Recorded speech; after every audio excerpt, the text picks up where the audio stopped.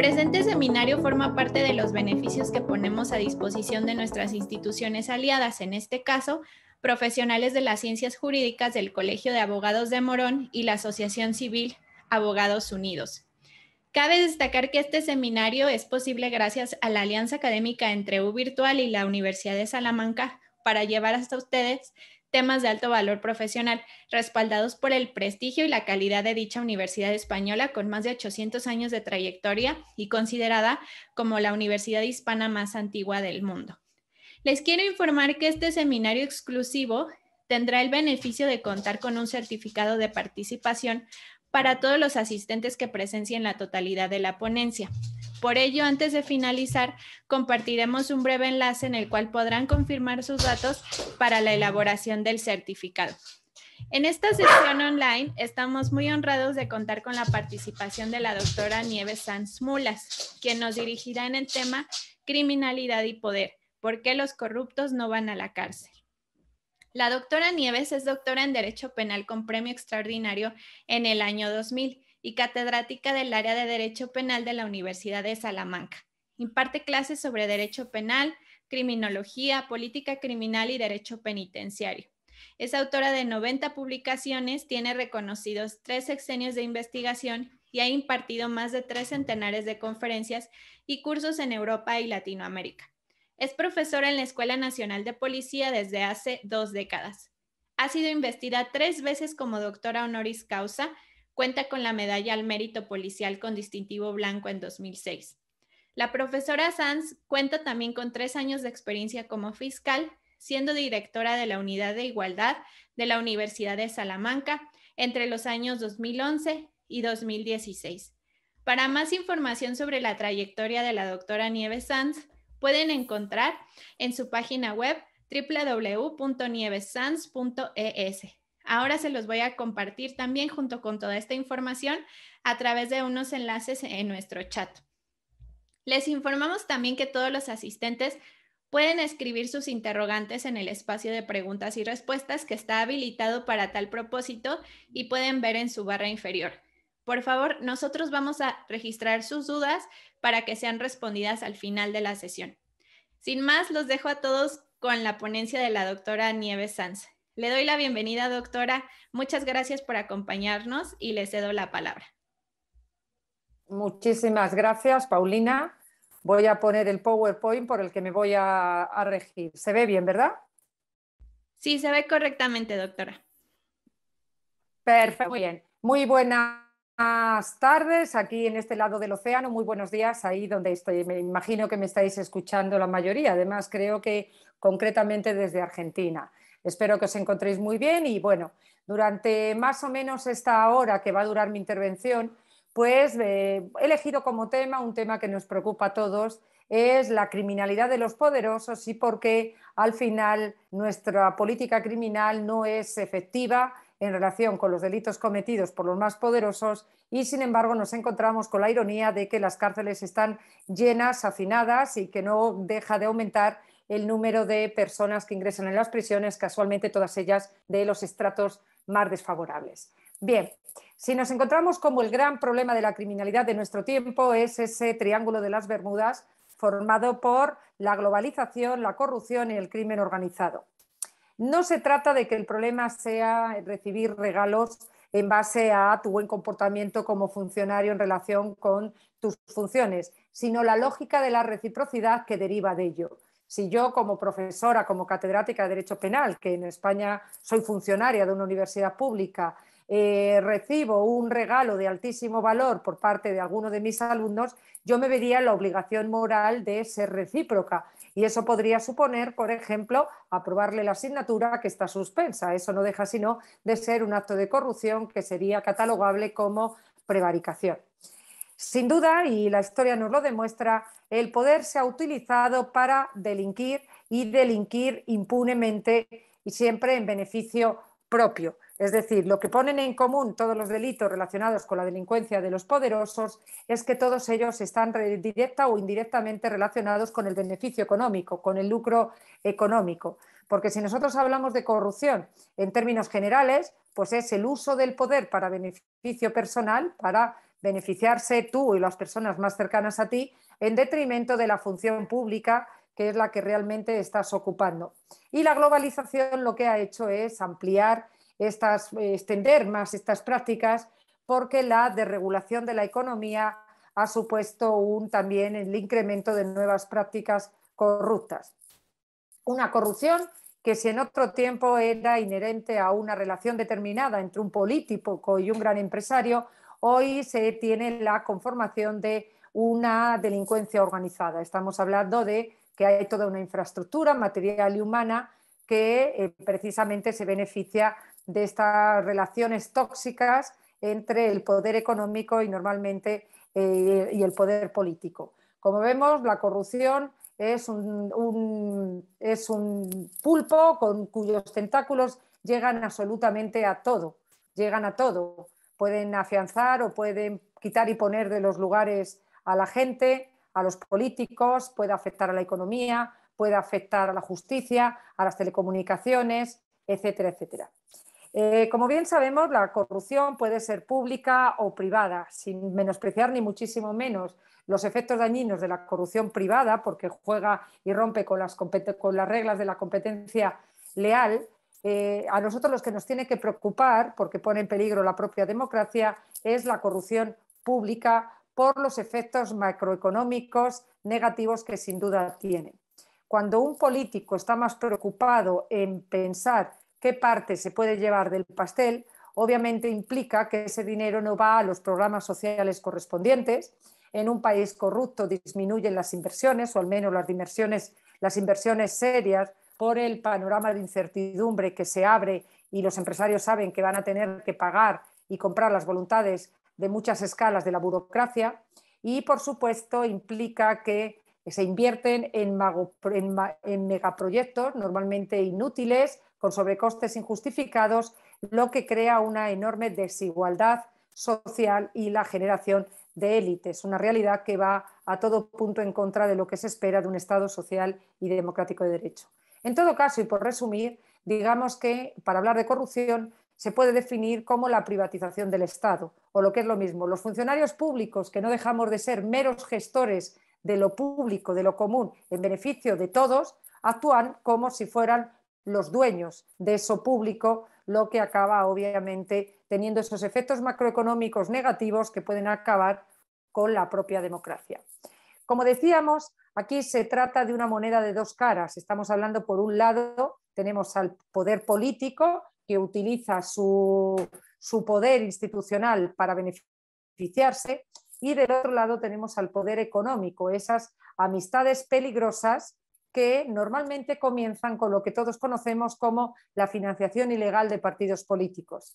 Ganar unas elecciones es cada vez más caro, porque ahora y además tienes que seguir las redes sociales y tienes que invertir en muchísimos aspectos.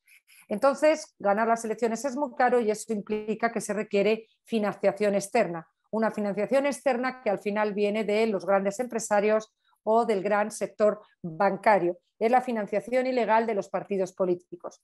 Una financiación para llegar a las cotas más altas del poder, que no es a cambio de nada. Evidentemente es a cambio de que tu candidato, una vez que ostente el poder correspondiente, le utilice en tu beneficio. Por ejemplo, otorgándote los contratos públicos para la creación o la construcción de carreteras, de grandes instituciones, o encargarte de la recogida de basuras, del reciclaje, porque estamos hablando, como bien sabéis, de millones de pesos, de euros, de dólares, o la moneda que queramos usar.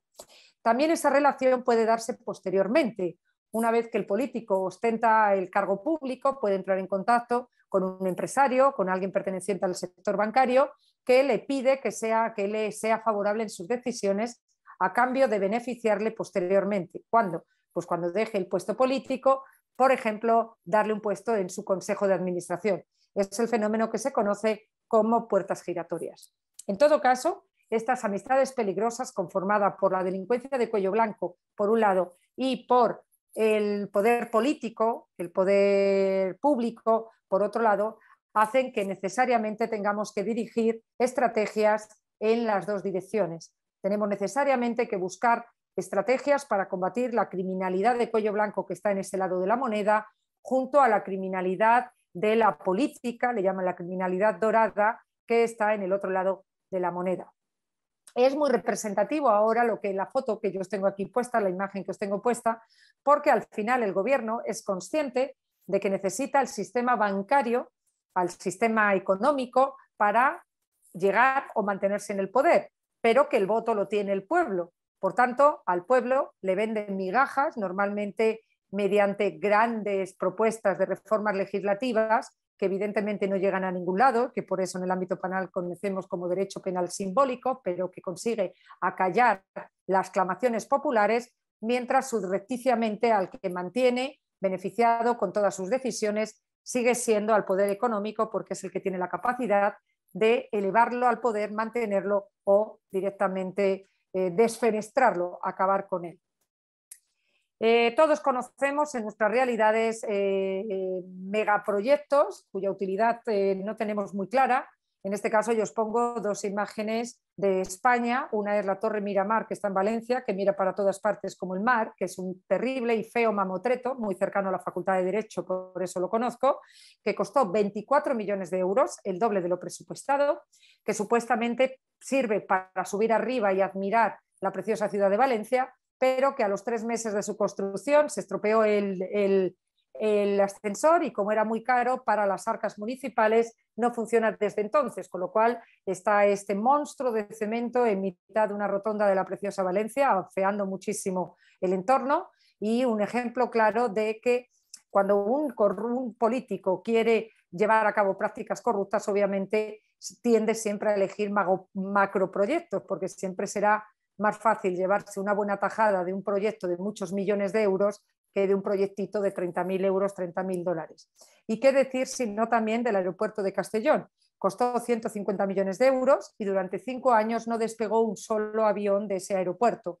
Un aeropuerto que, sin embargo, cuyo mantenimiento le costaba 2 millones de euros a las arcas de la comunidad autónoma. Tenemos proyectos de pistas de esquí donde no nieva nunca, tenemos un acuario donde jamás ha nadado un pez, en fin, tenemos una pasarela de la Fórmula 1 que costó 14 millones de euros y se ha utilizado 3 días. En definitiva, megaproyectos que permiten llevarse grandes tajadas a los que están detrás de estos proyectos inútiles, ineficientes y en todo caso muchas veces con sobrecostes injustificados, que evidentemente es un dinero que no va en la dirección que a todos nos gustaría para equiparar las posiciones de aquellos que no tienen tanta suerte en materia educativa, en materia ahora mismo sanitaria, etcétera, etcétera. Bien, como decíamos, al tratarse de un fenómeno que tiene 2 caras, por un lado el poder económico, por otro lado el poder político, esto nos obliga necesariamente a buscar combatir este fenómeno atacando las 2 posiciones.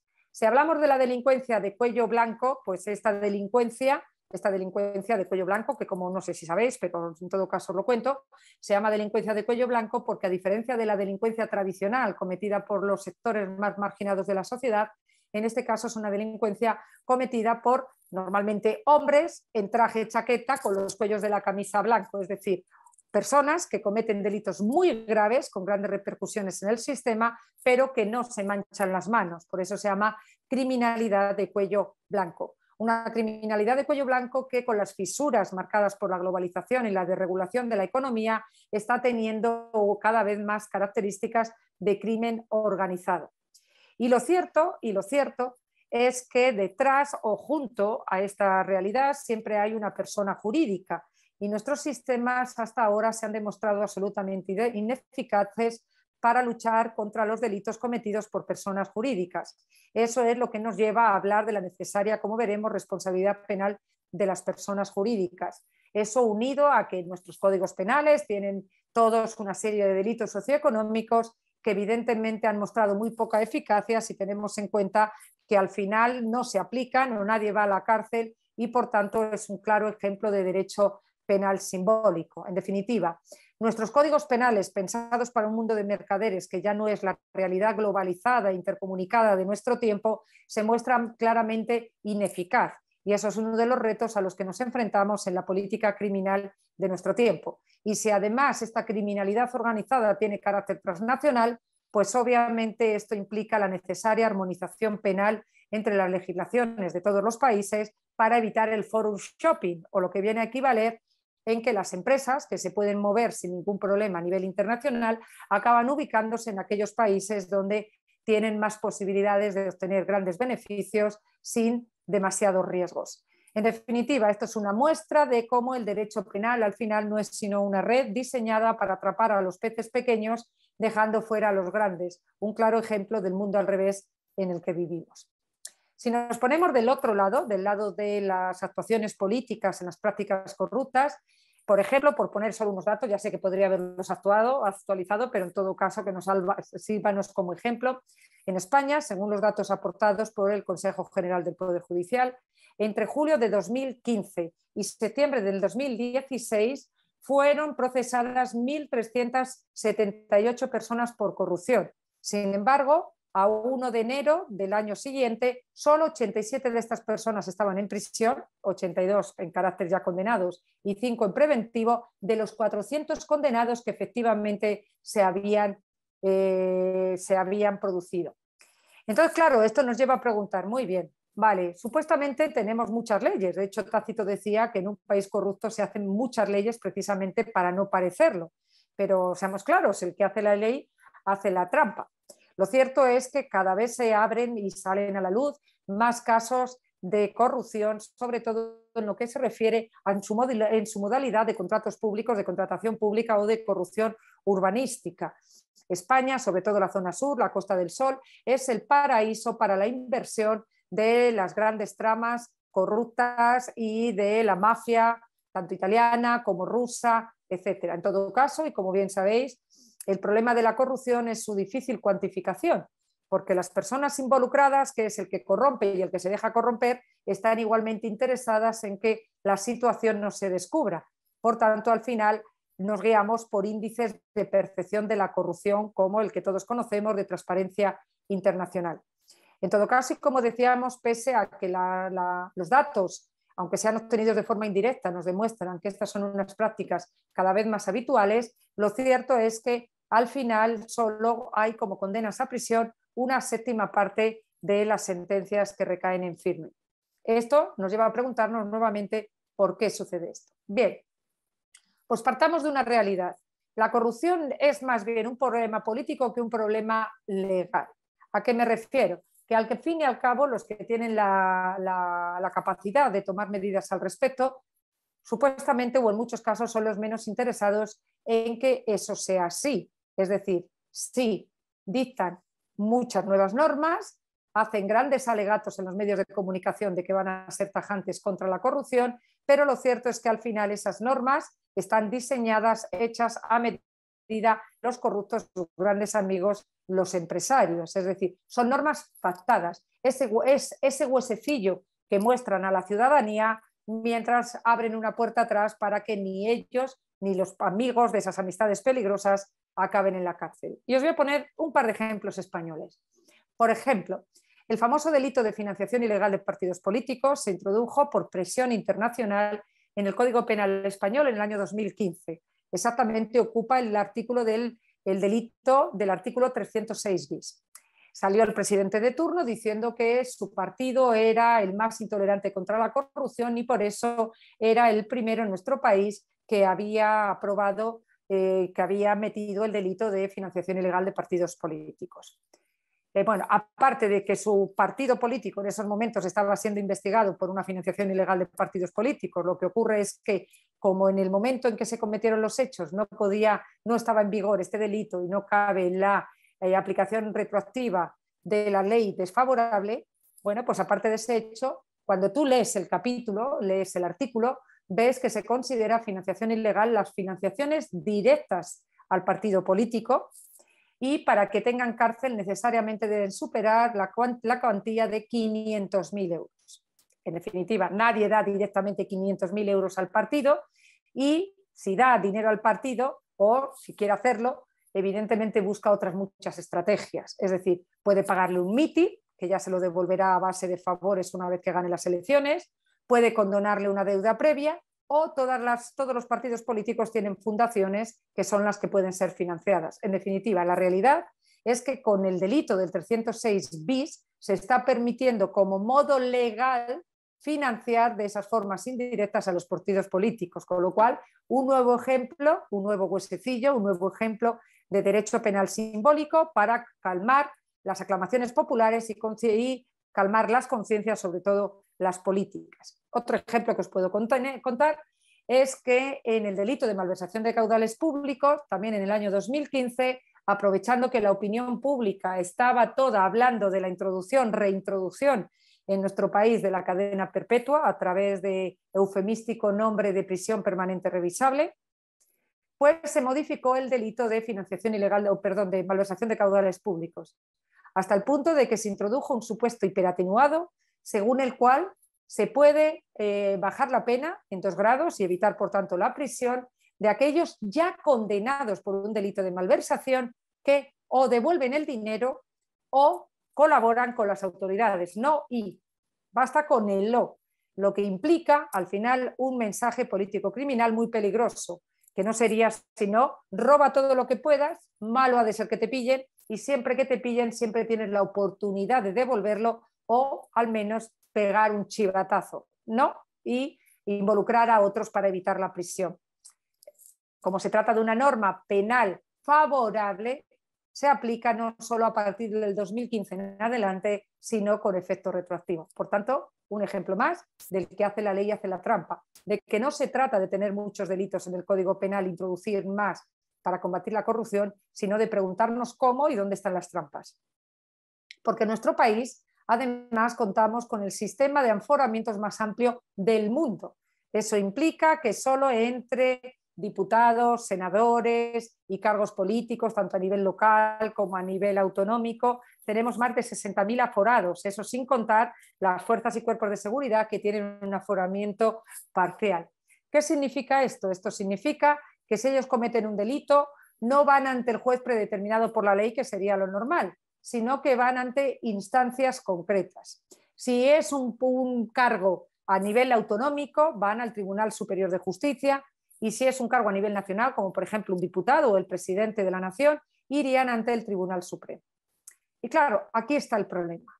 Aquí está el problema porque estos órganos, en la escala más elevada de la Administración de Justicia, son elegidos por los partidos políticos. Entonces, evidentemente, son especialmente favorables a aquellos casos de corrupción que vienen de la mano de quienes les dio ese puesto en el Tribunal Supremo, por ejemplo. Entonces, esto es la realidad.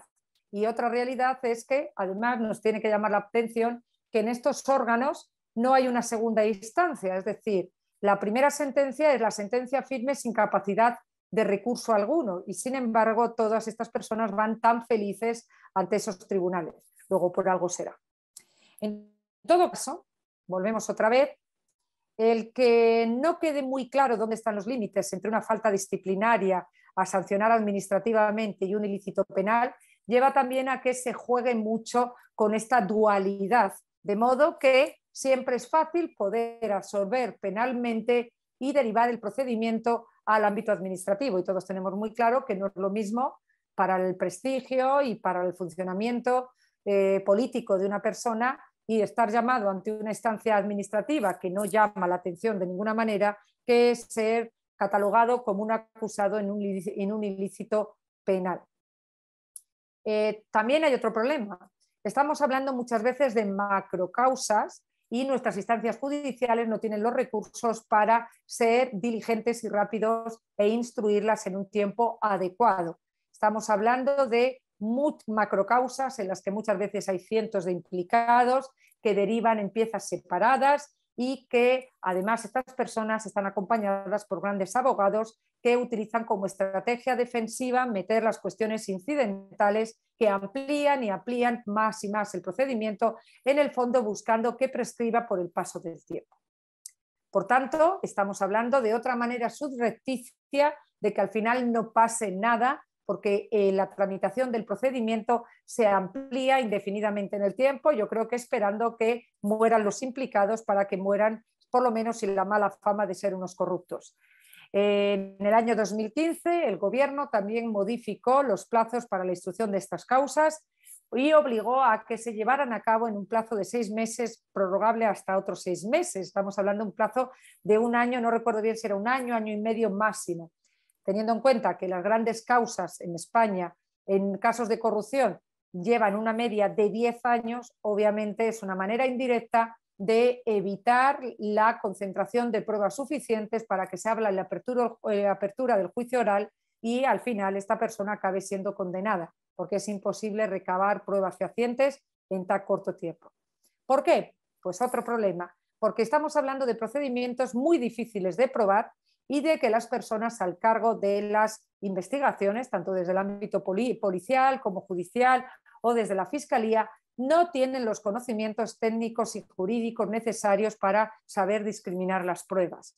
En España, si hay un supuesto caso de corrupción en un ayuntamiento, llega la Policía Nacional o llega la Guardia Civil y ¿qué se lleva del ayuntamiento? Toda la documentación, todos los discos duros, todos los pendrive, donde hay miles y miles y miles de documentos de contrato, de gasto público, que evidentemente son muy difíciles de depurar y que requieren de unos conocimientos que la mayoría de nuestras personas, no de las personas al cargo de las investigaciones, no tienen.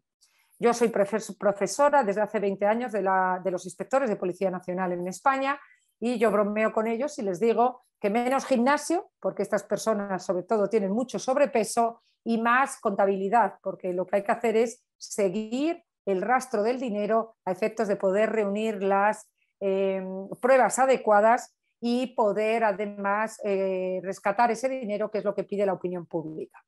En todo caso, si pese a todos estos trámites, todas estas trabas, se consigue finalmente sancionar a estas personas, resulta que queda una otra carta guardada en la manga, y que es la Ley de Indulto de 1870, y no me estoy confundiendo, de siglo 1870, que le da la prerrogativa al gobierno de indultar parcial o totalmente o conmutar la pena por otra. Y los estudios criminológicos, y lo importante en esto es que una política criminal no equivale a derecho penal, sino que necesita de la política criminal y de los datos de la criminología, demostró que mientras en casos normales el indulto se daba en 3 de cada 1000 casos, cuando hablamos de casos de corrupción llegó a alcanzar el número de 400 casos por cada 1000. Luego, evidentemente, es evidente el uso torticero de una figura que en principio tiene toda su lógica, pero no para evitar la entrada en prisión de aquellos corruptos o de aquellos empresarios que, aprovechándose de su posición de superioridad, se llevan el dinero de todos. Os voy a poner un ejemplo. Una azucarera en España se le acabó condenando después de 10 años de investigaciones, pensar lo que el dinero que eso supone para las arcas públicas, a 10 años de prisión por un fraude de subvenciones a la Unión Europea.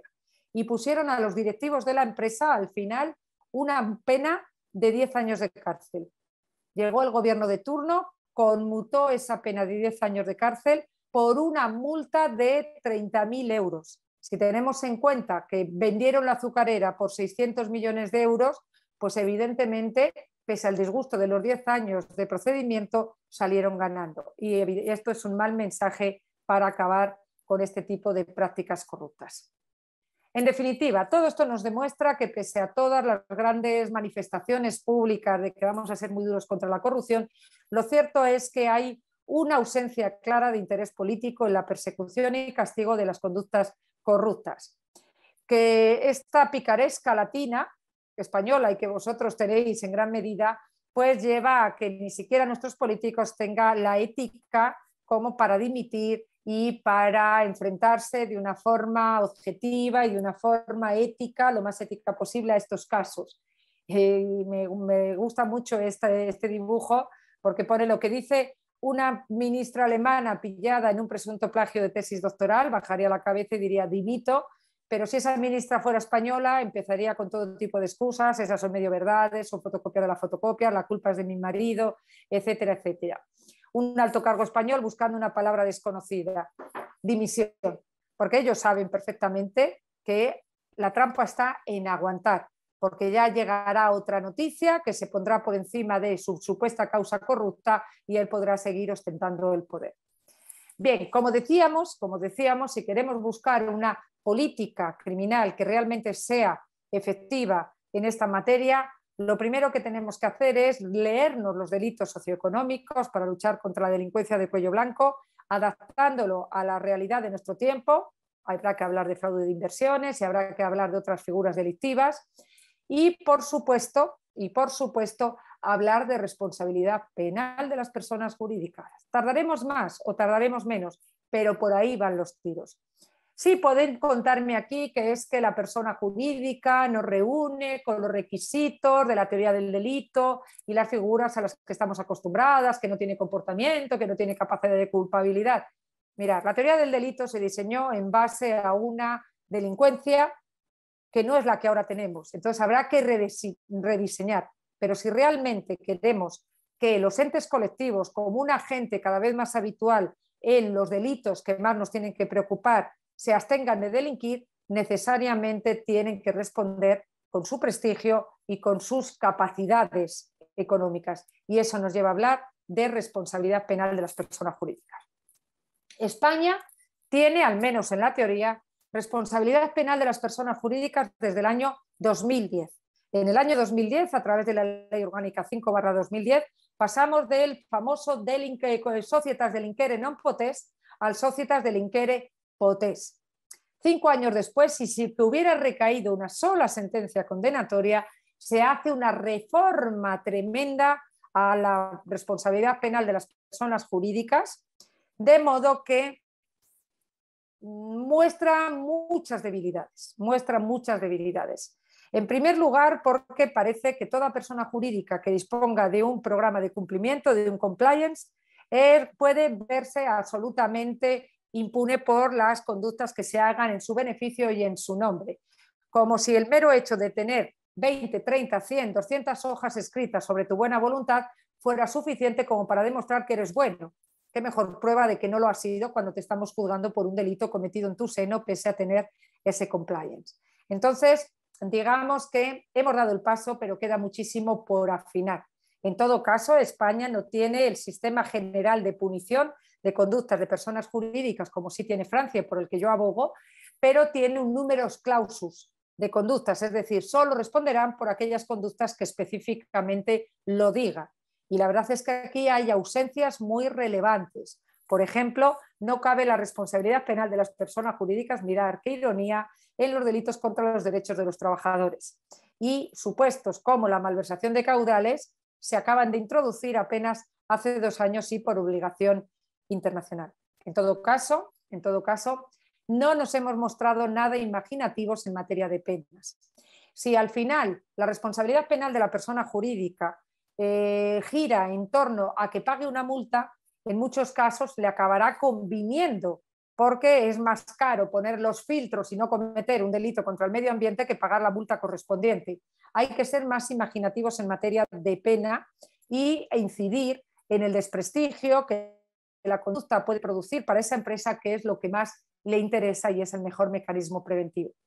En todo caso, cuidado, cuando hablamos de empresas transnacionales, repito, el hecho de que ellas se puedan ubicar donde quieran, pues harán que puedan elegir sacar materias primas donde más corruptos sean los funcionarios y más barata sea la mano de obra, elaborar sus productos en aquellos países donde las leyes laborales sean más débiles y más barata sea la mano de obra, o ubicarse en aquellos países donde no haya responsabilidad penal de las personas jurídicas. El forum shopping. Curiosamente, crearían más riqueza con puestos de trabajo aquellas empresas que fueran más benévoles para las personas jurídicas. Y eso es algo que tenemos que evitar armonizando las legislaciones de todos los países.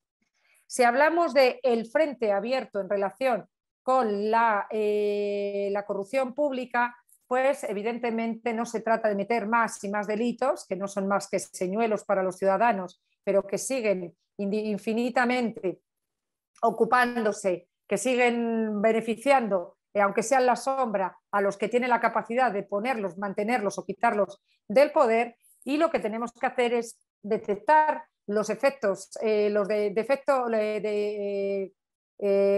modificar, arreglar los defectos técnicos detectados. Muy importante, una delimitación clara entre sanciones penales y sanciones administrativas. ¿Por qué es tan malo que pase por administrativo algo que tiene que ser un delito?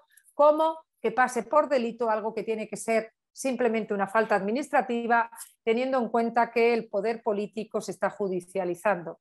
Estamos judicializando la política, en vez de que las decisiones políticas se hagan en el pleno municipal, en el Parlamento, que es el juego democrático, pues lo que se hace es abogar por ensuciar la imagen del contrario con denuncias entrecruzadas, ¿de acuerdo? Denuncias entrecruzadas que la mayoría de las veces no llegan a ningún sitio, pero que sí paralizan el juego político. Y además, sin olvidar que la politización, la judicialización de la política, quiera que no, acaba desembocando en una politización de la justicia. Una y otra pueden acabar con la democracia basada en la clara división de poderes. Bien, en todo caso, si nos metemos en estos delitos, si es que todos los tenemos en el Código Penal, se cuentan en las facultades de Derecho si hay tiempo, porque es como que están ahí porque tiene que haber de todo, pero tenemos muy claro que no se aplica.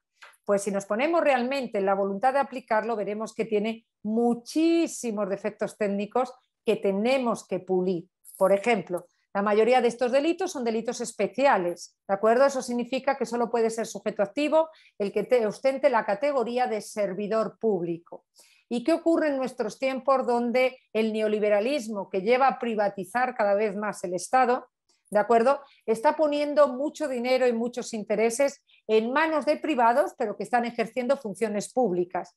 El problema es que si esas personas pueden ser, a efectos del Código Penal, sujetos activos de estos delitos para poder hacerlos responder por las prácticas corruptas que deban llevar a cabo. Tenemos que tener mucho cuidado con esto. También tenemos que tener mucho cuidado de que, y ya lo advertía Beccaria, no se trata, como yo he detectado en muchos países latinoamericanos, de reformar el Código Penal y prevenir o prever para este tipo de conductas penas de 10, 15, 20, 30, 40 años, penas simbólicas, porque lo que se trata es de lanzar el mensaje de que estamos haciendo algo, pero como bien sabéis, al final las posibilidades de que a estas personas se les acabe sancionando con todos esos años es una mentira. Entonces, realmente lo que tenemos que hacer es poner penas ajustadas, pero ciertas. Es decir, que sepa que el que la hace la paga. No hay mejor manera de prevenir. Y en todo caso, no que tenemos que caer en la ironía de vender que estamos siendo muy duros contra la corrupción mientras metemos supuestos hiperatenuados como el que os adelanté de la malversación de caudales, que hacen que las penas cada vez sean más bajas y por tanto las conductas más reprochables y que además se apliquen de forma retroactiva por ser favorables. Claro, yo soy especialista en penas. Mi tema de tesis fueron alternativas a la pena privativa de libertad en España y Centroamérica. Yo visité cárceles en toda Centroamérica y conozco cárceles en otros muchos países latinoamericanos fuera de América Central. Y claro, nosotros trabajamos siempre que la función de la pena es la resocialización, pero tú piensas, ¿quién es el objeto marco de la resocialización? Pues personas que por su enfermedad, por sus adicciones, por sus carencias sociales, educativas, no tienen las capacidades de desenvolverse como un buen ciudadano. Bueno, pues por eso en las cárceles están ahí talleres, se enseña a leer, pueden sacar carreras, etcétera, etcétera. Pero ¿qué ocurre cuando el que va a la cárcel, como son estos sujetos poderosos, son personas con una formación excelente, muchos de ellos con máster en Harvard, con capacidades sociales y económicas sobradas? ¿Cuál es la función en esos casos? La función no debe cambiar, no debemos dar el mensaje aquí de que es pura retribución por desagradecidos y deshonestos. No, la función tiene que ser la misma, que es la única que es legítima en un Estado social democrático de derecho, la resocialización. Otra cuestión es el contenido que le demos a la resocialización cuando hablamos de estas personas. ¿De acuerdo? Estas personas son personas hedonistas, son personas egoístas, son personas, la verdad, sin empatía por los demás, dando por hecho que sus delitos no son delitos de sangre y que además son prácticas extendidas en el mundo de los negocios, en el mundo de la política, que ellos no matan a nadie. Yo a mis alumnos de criminología les invito a que demuestren con datos que pueden cobrarse víctimas. Pensémoslo bien. Si yo, como alcaldesa de Salamanca, me llevo 100 millones de euros, ¿de acuerdo? De una manera porque, bueno, pues porque malverso caudales, etcétera, etcétera. Esos 100 millones de euros no se van a invertir en mejorar el hospital, en mejorar la educación, en mejorar las carreteras. A lo mejor hay gente que muere en la lista de espera por esa inversión que no se ha hecho, o que muere en las carreteras por esas mejoras que no se han hecho. Con lo cual puede haber una relación directa con ataques a bienes tan personales como pueden ser la vida y la salud, y creo que eso es algo que tienen que demostrar nuestros criminólogos. En todo caso, todos conocemos que el dinero es la leche materna de la política. Para ganar elecciones se requiere mucho dinero. Entonces, el gran sector preocupante de la corrupción se llaman partidos políticos. Hay que, evidentemente, yo no creo que el derecho penal tenga que suplir las carencias demostradas del derecho administrativo, de las contralorías o el Tribunal de Cuentas en el caso de España.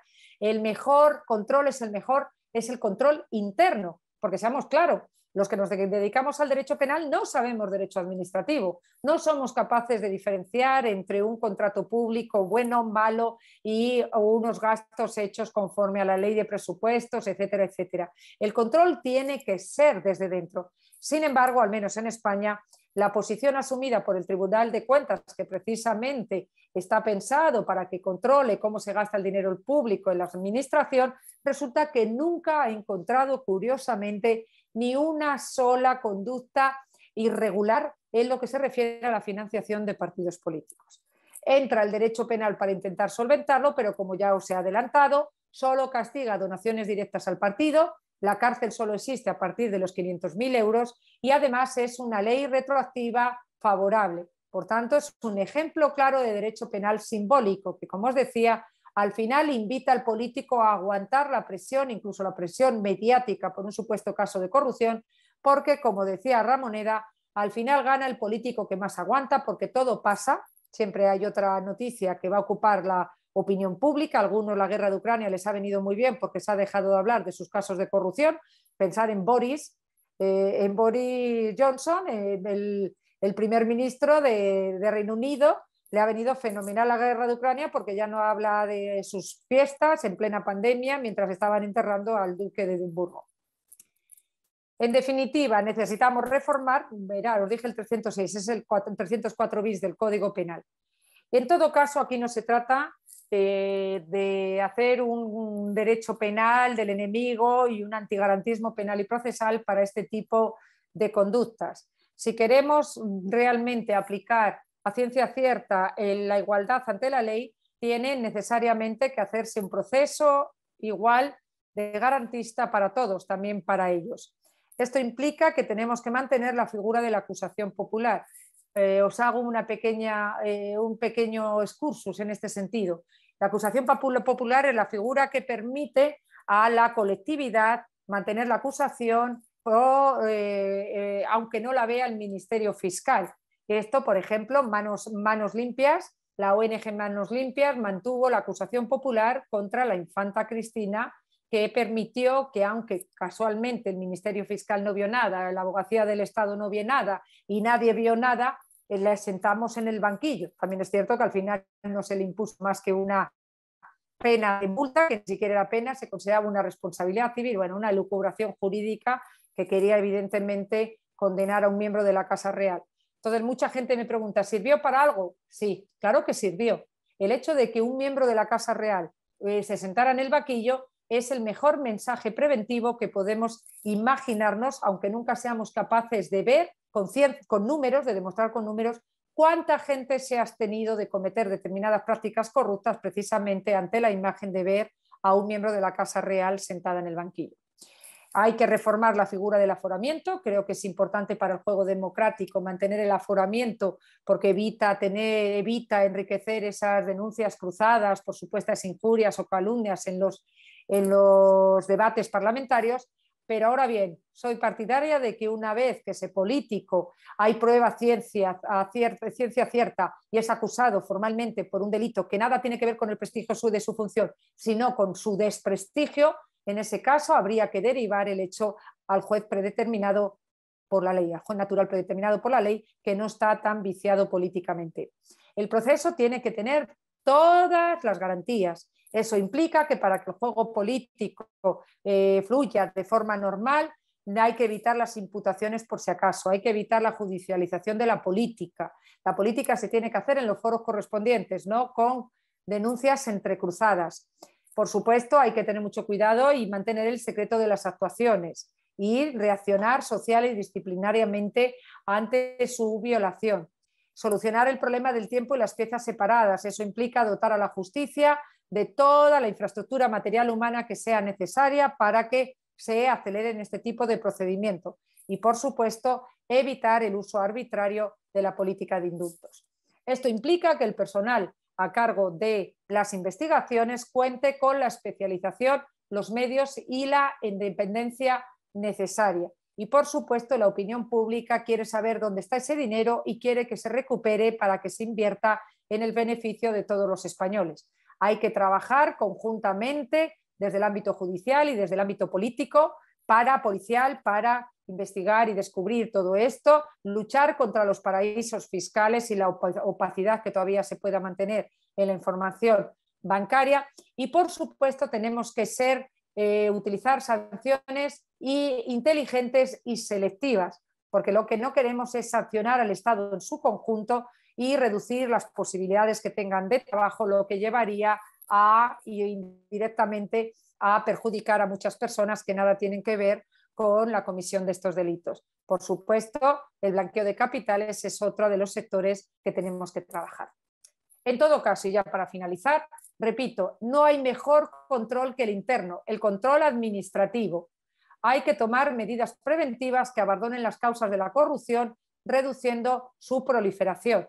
Ejemplo, todas las normas administrativas y todos los filtros necesarios que aseguren la transparencia en la adjudicación de contratos o el nombramiento de cargos. Repito, una vez más, el mejor control es el interno, llevado a cabo por los propios órganos de la administración, que además están acostumbrados a manejar los términos y a manejar las leyes apropiadas y aplicadas al efecto.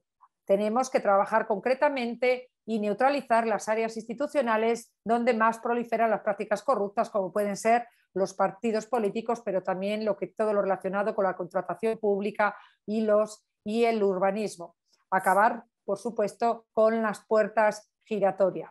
Porque, de todos modos, el problema no es mandar, el problema es vigilar al que manda, controlar al que manda. El precio de la libertad es la eterna vigilancia, y esa vigilancia nos corresponde a los ciudadanos.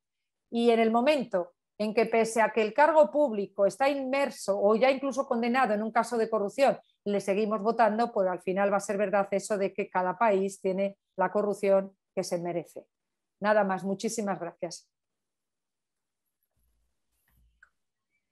Muchísimas gracias, doctora Nieves. Si nos deja un momentito ahí este código QR para que quienes están interesados en conocer un poco más del perfil y sobre todo del excelente trabajo que hace la doctora Nieves, puedan ingresar a su página web. La verdad es que no es solamente una página que muestra todo su trabajo, sino también donde pueden encontrar recursos interesantes. Están sus libros y sus artículos, ¿cierto? Ahí en su página web. Sí, sí, sí.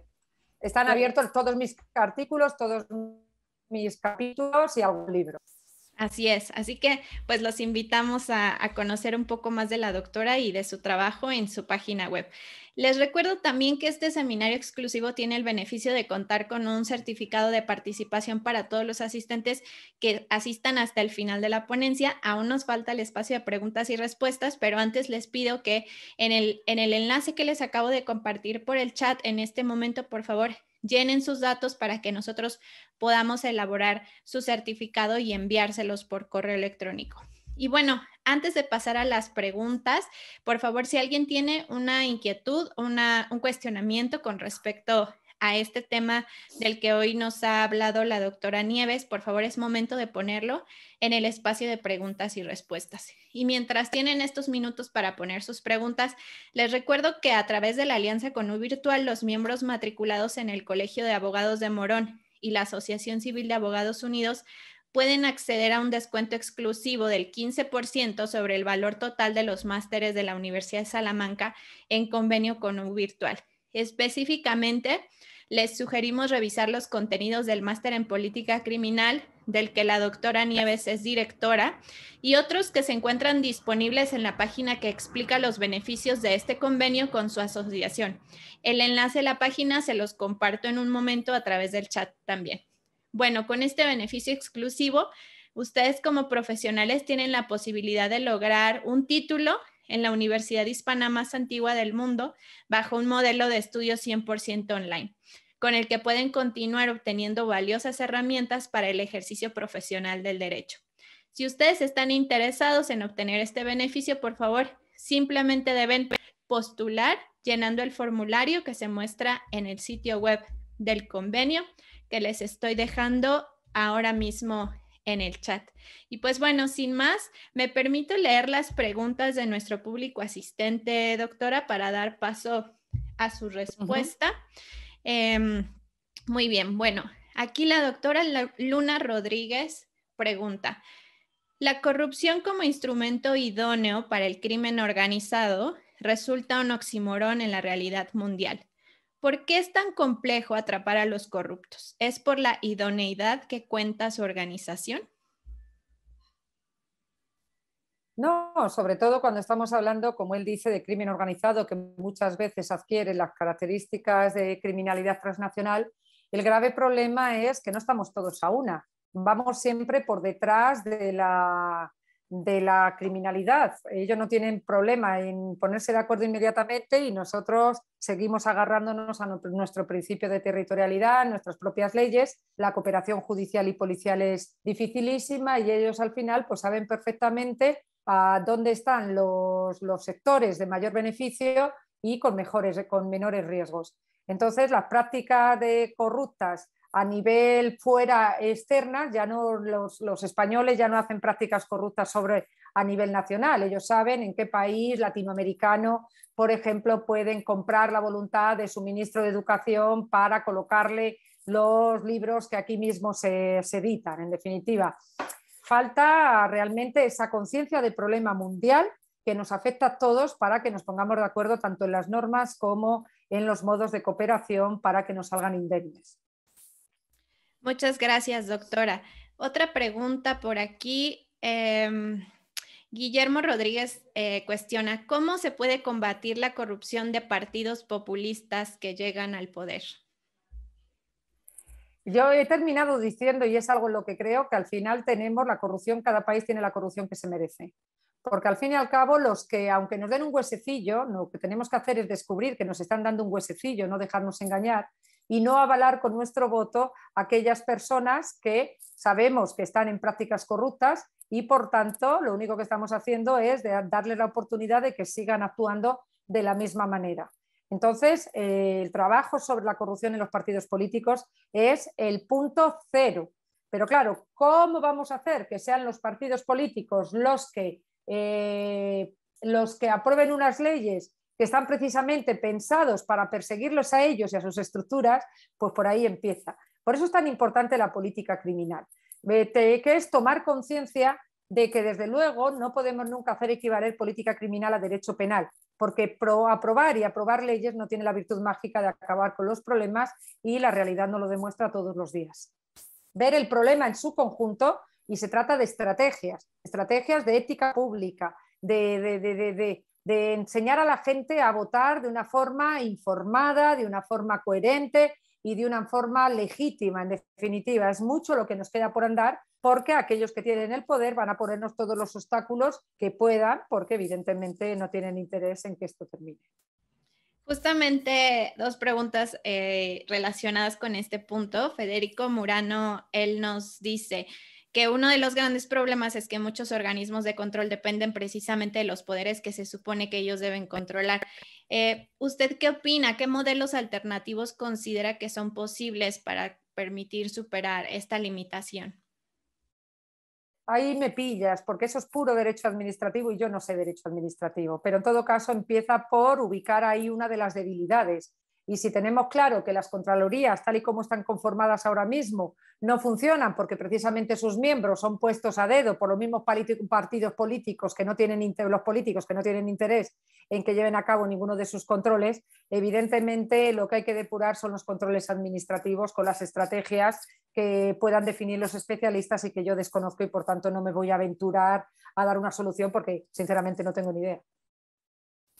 Claro, muchísimas gracias, doctora. También la doctora Luna Rodríguez nos pregunta respecto al control desde el mismo estado, si no cuenta con recursos, porque permite que los fondos se evadan, ¿cómo se obtendrían los recursos para capacitar y contar con funcionarios idóneos? ¿Es un callejón sin salida?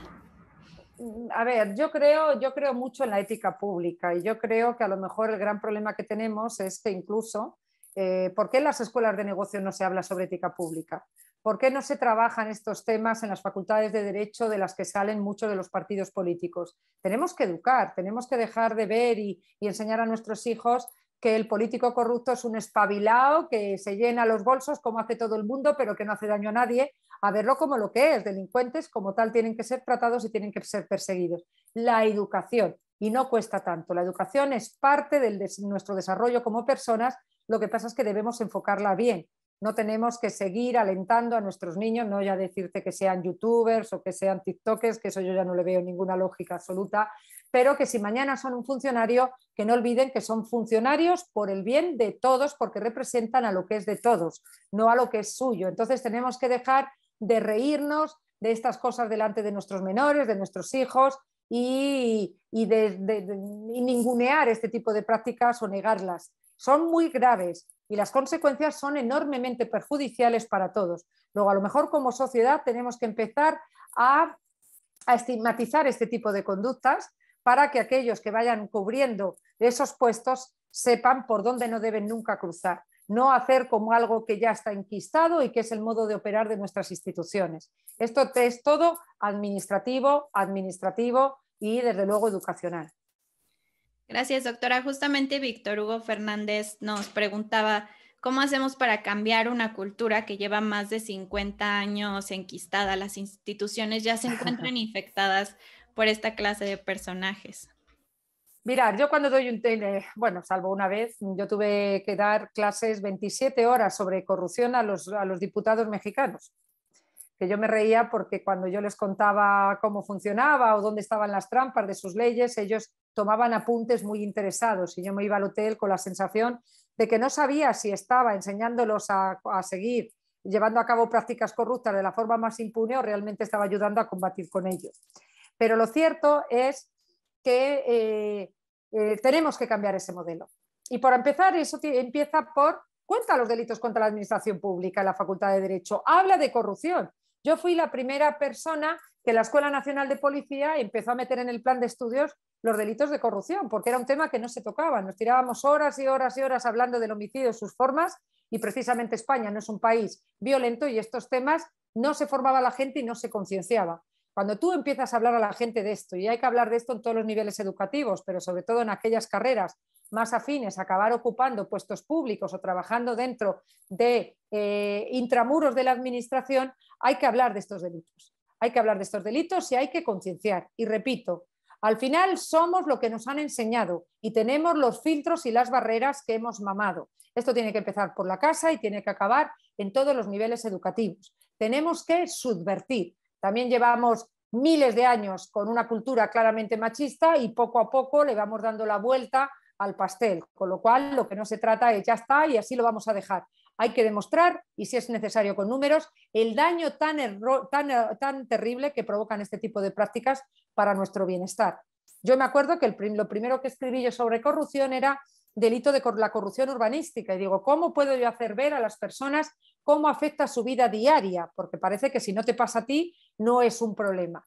Pues mira, si tú al final como encargado de recalificar un terreno estás más pendiente de llevarte un piso gratis o de llevarte un sobre con una comisión, pues evidentemente vas a abogar menos por espacios verdes, vas a abogar menos por viviendas de protección oficial y eso es algo que al final nos daña a todos, por no decir que aumenta de una forma artificial el precio de la vivienda. Tenemos que aterrizar estos delitos para que el ciudadano de a pie entienda perfectamente cómo le perjudica en su vida diaria.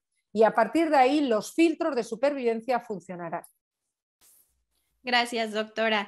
¿Qué le parece si respondemos dos preguntas más? Sí, por favor. Gracias. Dos más. Aquí nos preguntan, ¿usted considera, doctora, que las leyes son más blandas con los delitos de cuello blanco por la afinidad o amistad con los poderosos? Por ejemplo, ¿es más castigado el robo común, que a veces hay personas que lo hacen por necesidad, que un robo o desviación de fondos de un funcionario?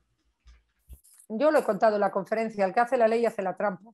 Y yo, como político, sé que necesito al sector económico. El sector económico es el que tiene la capacidad de mantenerme en el poder o sacarme de él, porque yo necesito mucho dinero para llegar a ser poderoso o necesito mucho dinero para mantenerme en el poder. Por tanto, yo con mis decisiones también favorezco a los lobbies económicos. No olvidéis nunca que detrás de la política criminal hay personas interesadas en que las cosas sean como son. Y es evidente la intervención no solo de los partidos políticos, de los políticos, de los medios de comunicación, sino de los lobbies. Y no solo los lobbies de víctimas que están marcando la política criminal caso mediático tras caso mediático, sino también de los lobbies económicos, los que imponen sus condiciones en un modelo neoliberal de la economía en que al final la economía manda en la política y le pone sus condiciones para ubicarse en su estado y generar riqueza. Por tanto, ¿quieres que yo me quede aquí? Perfecto. Mira, a ver, no me vayas a poner la responsabilidad penal de las personas jurídicas. Dame una casilla de salida porque tengo la posibilidad de irme a crear riqueza y puestos de empleo a otro país, por ejemplo. ¿Que tienes que meter los delitos socioeconómicos porque tienes que dejar tranquila a la sociedad convenciéndole de que estás haciendo algo porque al fin y al cabo ellos son los que se votan?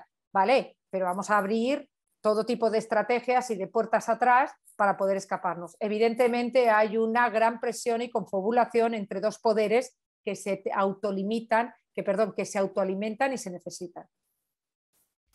Gracias, doctora. Aquí nos comentan que en relación a la pregunta anterior de la doctora Luna, existe un modelo relativamente exitoso en la lucha contra el narcotráfico que consiste en financiar la capacitación e incluso los recursos, inclusive recursos materiales mediante el recupero de bienes provenientes de delitos del narcotráfico. ¿Considera usted que sería posible aplicar este modelo para los organismos de control de la corrupción?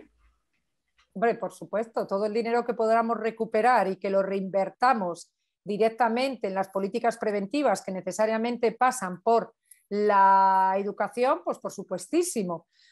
Me dices el modelo de narcotráfico, o sea, porque no estamos hablando de narcotráfico, pero yo creo a estas alturas de la película que todo va dirigido a la legalización de las drogas, porque evidentemente toda la inversión y toda la política criminal que hemos diseñado al respecto ha demostrado que es absolutamente ineficiente. ¿Y qué hacemos con ese dinero que no gastamos y que incluso podemos recibir vía impuestos cuando sea un producto legal, expedido en las farmacias y por tanto sometido a unos impuestos? Pues ese dinero es en prevención y en educación de los riesgos que a corto, mediano y largo plazo tiene la adicción a las drogas. Volvamos a invertir, volvamos a llevar las cosas a su origen. Y el origen siempre es la educación. ¿La educación cuesta? Vale, pues todo eso que podamos recuperar, invirtámoslos en esta dirección. Con lo cual, por supuesto, estoy completamente de acuerdo. Gracias, doctora. Y bueno, estas últimas preguntas que creo que nos pueden servir también a modo de cierre. El doctor Sebastián Ojeda pregunta si es posible evitar que los globalistas y su agenda puedan manejar todo desde las sombras en muchos casos. Y Roberto de Domingo también finaliza con una pregunta, si le parece que en un tiempo cercano se podrá eliminar la corrupción. Bueno, yo soy optimista por naturaleza, entonces creo que se puede hacer si cada vez se habla más de esto, tomamos todos conciencia en relación con lo peligroso que son este tipo de prácticas corruptas, porque mientras vemos horrible un delito de sangre, nos parece que esto no es nada dañino y no le damos la estigmatización que se refiere.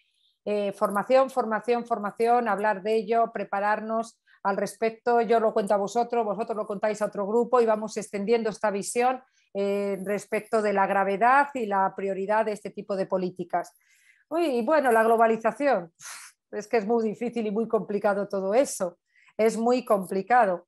Creo que el actual modelo neoliberal que privilegia lo privado en detrimento de lo público es un mal punto de partida. Aunque la pandemia nos haya demostrado que la globalización y ¿cómo se llama? La deslocalización de la economía lleva a que ahora Ucrania, que no nos puede exportar trigo, haga que España se desabastezca de ese cereal cuando tenemos terrenos más que suficiente para haberlo producido aquí. El modelo económico es muy complejo y desde luego sus fisuras se extienden también a todo lo que se refiere a la criminalidad. Deberíamos repensarlo, eso sin ningún tipo de duda. Doctora, pues muchísimas gracias por estas respuestas. También gracias a todos los que estuvieron participando. Si alguno nos quiere dar su opinión sobre qué le pareció este seminario, igual pueden utilizar estos últimos minutos del espacio para comentarnos qué tal les ha parecido. Bueno, les recuerdo que en el espacio de chat tienen todos los enlaces de interés. La página web de la doctora Nieves, también las páginas web de los convenios que tenemos con sus asociaciones y también el enlace, por favor, para que no se olviden de llenar sus datos y reciban el certificado de asistencia a esta conferencia. Y pues bueno, para UVirtual ha sido un verdadero honor acompañarlos en este webinar dirigido en exclusiva para ustedes. Les recuerdo que es a través de esta alianza con UVirtual que los miembros matriculados del Colegio de Abogados de Morón y la Asociación Civil Abogados Unidos pueden acceder a un descuento exclusivo del 15% sobre el valor total de los másteres de la Universidad de Salamanca, el máster en política criminal y otros que se encuentran disponibles en la página que explica los beneficios con su asociación. Recuerden que tienen la posibilidad de lograr un título en la universidad hispana más antigua del mundo bajo un modelo 100% online, sin moverse de su país, con lo que pueden continuar obteniendo valiosas herramientas para su ejercicio profesional del derecho. Por las aulas de la Universidad de Salamanca han pasado personajes ilustres como Francisco de Vitoria, quien destacó por sus ideas y contribuciones al derecho internacional y la economía moral, y que ha hecho que se considere a Salamanca cuna del derecho internacional. Además de que esta institución ha albergado a personajes importantísimos como Manuel Belgrano, héroe de la independencia argentina y quien creó su bandera. Si ustedes están interesados en obtener este beneficio, simplemente tienen que entrar a los enlaces que les hemos compartido, llenar el formulario que se encuentra en el sitio web. Confirmen por favor sus datos de asistencia y les enviamos su certificado. Bueno, agradecemos a todos el tiempo y la disposición para este seminario, así como la excelente conducción de la doctora Nieves Sanz. Próximamente les informamos sobre nuevas actividades exclusivas para ambas instituciones. Agradecemos mucho su asistencia y esperamos continuar en contacto con ustedes. Doctora, muchas gracias. Un honor por haber estado con usted este día. Gracias a vosotros. Les tengo que dejar. Muchísimas gracias. Y hasta luego. Muchísimas gracias. Adiós, adiós.